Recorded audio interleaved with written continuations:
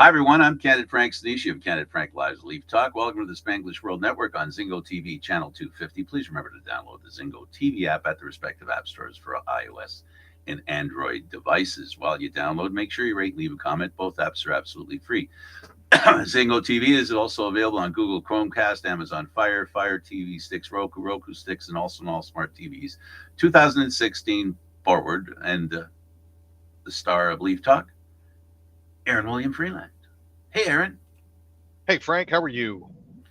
I'm okay. Getting down to the short strokes now, buddy. We got 3 games left. Yeah. And I noticed at the bottom of your page here, it mentions the 3 games. All pertinent games. I mean, Detroit, Florida, Tampa Bay. Detroit very true. The spoiler. And then Florida, then the Florida visits. So it'll be interesting. So let's start. There's been a message delivered. Do you think the coaches have heard the message, understand the message, and will adhere to what the message implies? There is that. But also the other side of that is, are the players willing to hear the message? Because that's just as important, you know? I mean, you've seen some of the comments after the past couple of games. I know that after one of their losses, they keep straight up called the Maple Leafs immature just because of their attitude heading into the game and the way they played the game and how they most importantly didn't finish during the game, which led to them losing 6-3. You know, it's one of those things where the coach has to get it out there because it seems to be the only way to get some of these muffin heads to actually listen. So it's a strategy that can work, but it's also a strategy that can backfire most horrifically if egos get too bruised. You know, if players aren't willing to put their egos aside briefly and understand that there's a reason why the coach is saying what he's saying, it makes things a little more difficult for the coach. Well, the immediate response, as you know, as we all learn in life, the question is hockey different than life? We're told in life to be patient and not react. It's like, don't get on there and start texting. You're having a fight with somebody. It's best to sit back, take it easy, and think about it. So the question is, in sports, is that different? Is there an immediate response required? I think it is. I think because of the way sports is, it's on a timeline, and there's blips on the timeline. There's games. Sometimes there's a big space between them. Sometimes there's a tiny space. And because of that tiny space, a coach has to say something immediately, while the errors or the unforgivable mistakes or the lack of, let's say, adherence to technical requirements by the coaching staff are not met. So it's better to just put it out there right to begin with. And the fact is, these players are playing to a crowd, right? They're playing to people, and they enjoy the adulation. And what coach isn't going to use the desire of that adulation being positive to not point out something negative in the hopes that they sort of understand everybody's watching what I'm saying? Because when a coach says something, it's not like a boss at work, right? Not everybody can see what the person's doing. The boss has sort of almost carte blanche, right? But in the case of a coach in the National Hockey League, whatever they say is layered over top of what happened. And worse, as we learned from a coach in a place called Philly, who has layered a pattern, and that pattern has yielded this assumption that he'll not coach very long at any one place because he tends to wear out his welcome. And this is what Keith has to concern himself with. And it's a very fine line. He's called a coach, and part of coaching is coaching the team's mental attitude as well as their physical and their technique and or talent or ability. And that's the other thing to consider here as well. While players are to a certain extent beholden to the fans for their salaries, in that we pay for tickets and pay for concessions, souvenirs. At the same time, if these players don't perform to how a coach wants them to, it is very easy for them to lose the adulation, and it is very easy, in my opinion, to get people to run out of town. This happened with a few coaches. The well was poisoned by lack of early season results, which led to unfortunate dismissals of coaches who were ordinarily very successful partway through the season. But there are to be struck. You're breaking up, Eduardo. I'm talking to our producer. Is it me or is Aaron's voice breaking up? Possibly me, but the way that I see it, Frank, and I don't know if I'm still breaking up or not, but the way that I see it here, coaches are beholden to players, are beholden to fans, but at the same time are also beholden to the greater interest of the corporation that they play for, that pays them. Oh, so absolutely. It's a hierarchy, and it's hard to navigate sometimes. For me, only reason I broke in with the fans is because he's speaking publicly, which the public and fans is the same thing. But also he's speaking publicly to ensure that his bosses understand what he's saying. And we've seen with this iteration of the Toronto Maple Leafs under Brendan Shanahan, we've seen the previous coach Babcock have a press conference later and talk about the lack of player. Doesn't say we have a lack of X. He just rambles on and says a bunch of stuff. And essentially, when you add it all up, when you think about it, he's saying we don't have enough grit on our team. We need more grit on our team. So you're right. The coach will talk to anybody who's willing to listen. And the coach is, he hangs out there based on what the team does. Not what he teaches them, not what he coaches them, but what the team does. And that's why I wanted to start. And I started by saying the mental aspect of the game. It's about buying into, it's not just about having a good system. It's about actually buying into the system and actually executing the system the way it's supposed to, because if you do, it works. And right now the Leafs are playing hockey like every other team in the National Hockey League. They're losing and winning and losing and winning and losing and winning. And all you can expect at this time of year is that you win enough that you make the playoffs. And in the case of the Leafs, because they're already in the playoffs, they've got 3 games left that they're really not concerned, other than the 2 goals that Auston Matthews needs to do something that nobody has done in a couple of decades. They need to get their game together for the playoffs. They have a great idea who they'll be playing. It's looking more and more like it'll be Florida. The only question now is it looks like it'll start in Florida. And by Florida, I mean Miami. And it might not start in Toronto. And I, unlike everybody else who's going, Leafs finish first, finish ahead, you can get the home ice. I think for this Leaf team, I like the idea of them going in on the road. Because if they go in on the road, there's a good chance that they could bury Florida before Florida has a chance to get up. Does it sound familiar? Oh, yeah, that's kind of what happened to the Leafs, isn't it? Yeah. That's the good thing about being on the road in the playoffs. I think being at home at the start, I've said this before and I'll say it again, it's tough. Being a home team is hard because, you're going in as the favorite to begin with, and now you got to do it at home. And now, how much show do we put on? How much game do we play? What are we going to do? Oh, no, we're behind by a goal. Panic sets in. You're at home. The crowd starts getting nervous, and it makes you nervous. And so, and it's great when you go on the road because you silence the fans. You create the other team, the other team's reaction, which is usually a little insecurity kicks in.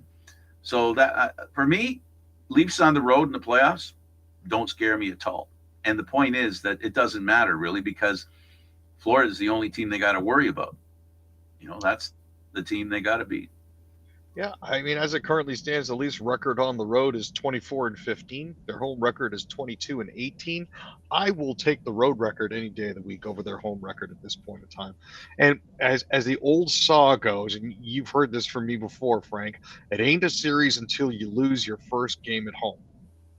2-0, 2-0, being down 2-0 coming home isn't a big deal. It's not the end of the world. You can still come back from that. That's not insurmountable. You come back off the road and you're down 2-0, and then you lose your first game at home to go down 3-0. That is a problem. So, and I know we've got an observer in the chat, a guy who runs a little wrestling podcast called James Fretz. Best home record in franchise history. I don't want home ice. No, I don't want home ice at all. That is the worst time to find out if you're going to choke or not, James. So I'm with you on that one. Obviously, he agrees with what I said, and I totally think the road is not such a bad thing. Thanks for your input, James. I don't see his name, James, so you must know him then. Yes, I do. Okay, all right. So I guess this leads to the game against New Jersey. They've lost 2 of 3 against New Jersey in the last couple of weeks. This one, unlike the previous 2 games, was a nail biter. It also included Austin Matthews achieving, again, proving that he's a goal scorer. And now, instead of making it needing more than 1 goal a game, now he can score less than 1 goal a game and make it to 70. Let's talk about him first, because it's the least important thing, really, in the context of the playoffs. But in the context of history, we can talk about this now and think about this, folks. If he has 68 goals, and just think how long it's been or how many players have accomplished that goal in the last 20, 30 years. You've got a special player that you're following on this Maple Leaf team. You can look for what he doesn't do well. His plus minus is really good. I've talked about, it's funny. I talked about at the beginning of the year how he looks like he's really trying to play better defensively. And as the year wore on, he became more of a scorer and not allowing the other team to score while he's on the ice. He's done that more and more. So, not only are we seeing a player who's scoring a lot of goals at a historical pace, and that's not an exaggeration, and he's also learning to play defensive. He's made mistakes. He's let up once in a while, but I like his game, and the Leafs are lucky to have him. Oh, for sure. And, the number of records that he's now broken is simply mind-boggling. Anything over 65 goals, really, realistically speaking, is just icing on the cake. The fact that he's at 68 at this point, I would use Alex Ovechkin as motivation. A few seasons back, Ovechkin was sitting at 47 goals. People weren't sure that he was going to reach 50. 2 games left in the season, Ovechkin goes out and scores a hat trick, gets his 50 goals, takes the 82nd game of the season off, and just walks around the concourse in the Capital One Arena just high-fiving people. I want that for Austin Matthews. I want him to be able to say, done with this, and I want him to be able to take time on Tuesday and Wednesday of next week so he doesn't have to play in the back-to-back right before the playoffs. The game against New Jersey was a bit of a barn burner, not going to lie. It was very back and forth when you had Tavares scoring 18 seconds in, and then you had the Devils replying 11 seconds later. It's going to be one of those kind of games. But, it doesn't matter because we're not going to be seeing New Jersey in the playoffs. They're currently sitting at 81 points. They are, as it currently stands, way out of a wild card spot. The New York Islanders still haven't clinched. Vegas isn't a lock. They were the Stanley Cup champions last year. The St. Louis Blues are still fighting for a wild card spot. Pittsburgh and Washington are still battling it out for potentially the last spot. But Aaron, let's not ignore the fact that while they won't be playing New Jersey, they'll be playing other teams and their power play. And the Leaf penalty killing was atrocious. They allowed 3 goals out of 4 power plays. So they might not be meeting New Jersey, but they're going to run into a couple of power plays. And that kind of penalty killing is a killer in the playoffs. Special teams will destroy you in the playoffs. Big reason because you don't get as many penalties, so the effectiveness of each of those skills becomes even more important. And right now, the penalty killing of the Leafs leaves a lot to be desired. They've been using Nylander and of course Marner, 2 very important players to their offense, and their penalty killing has to be better, Aaron. Their team defense has to be better. It was a 6-5 game. You know, that going into the playoffs, is that the kind of game you really want to, you know, and that you really want to play? So, yeah, so the coach has a right to be upset. But he wasn't, I don't think he was as upset about this game as he was at previous games. No, I mean, I think at this point, Keefe accepts the fact that the boys are in. They're going to take their foot off the gas for a little bit.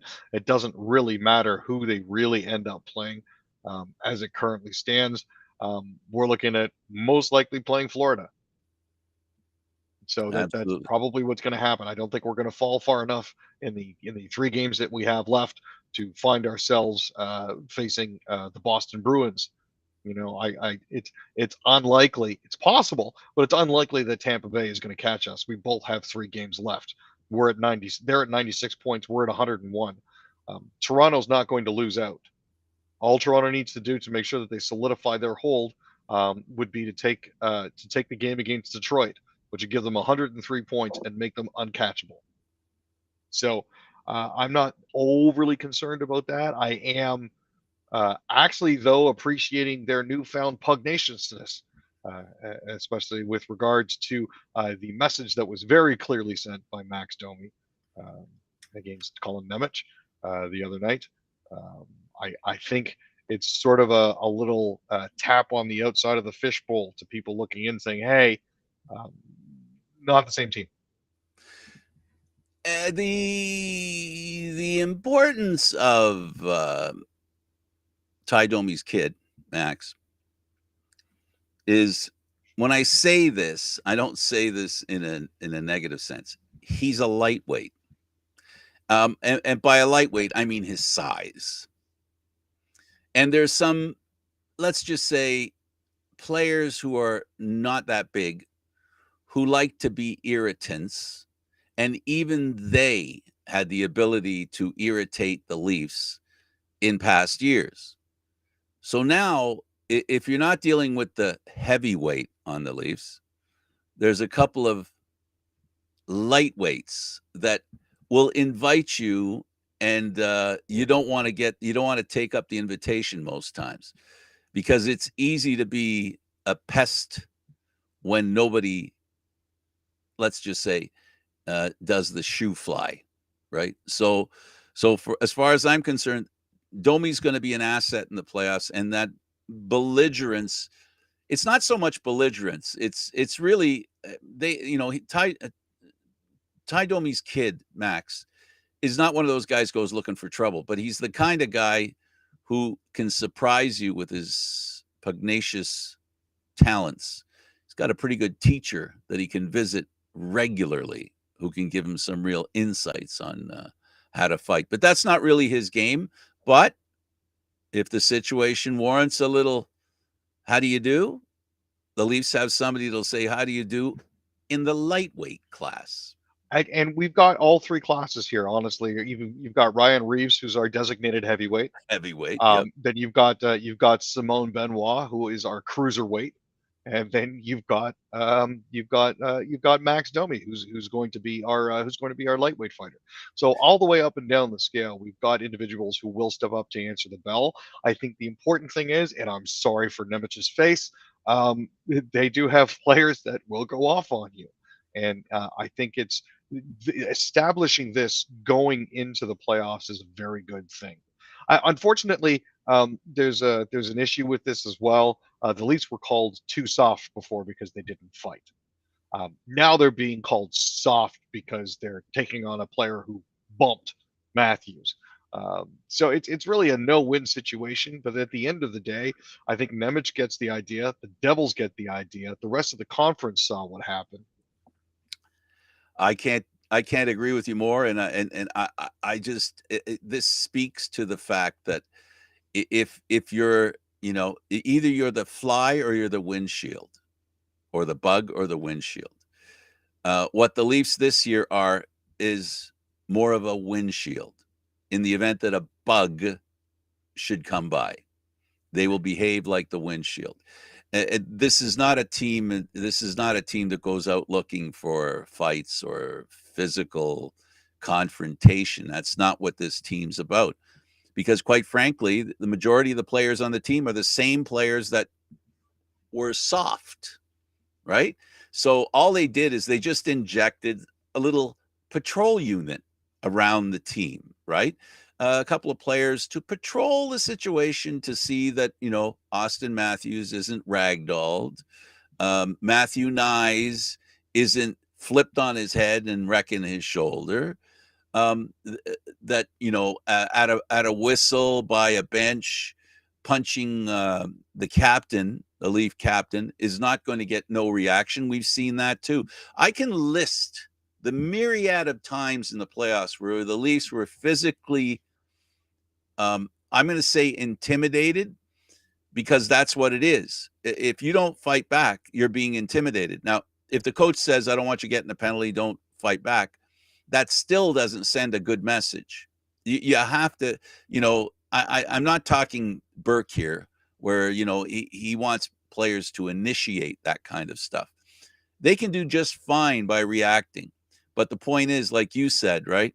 The reaction has to come quickly and fast and deliberate, and the message needs to be sent so that they can get down to playing hockey.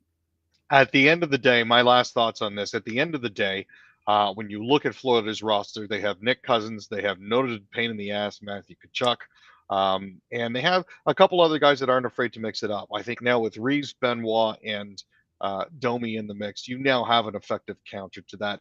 I don't think we'll see the Leafs get pushed around as often as they did. If they do, there will be an equalization attempt. For sure. Let's just leave it like that.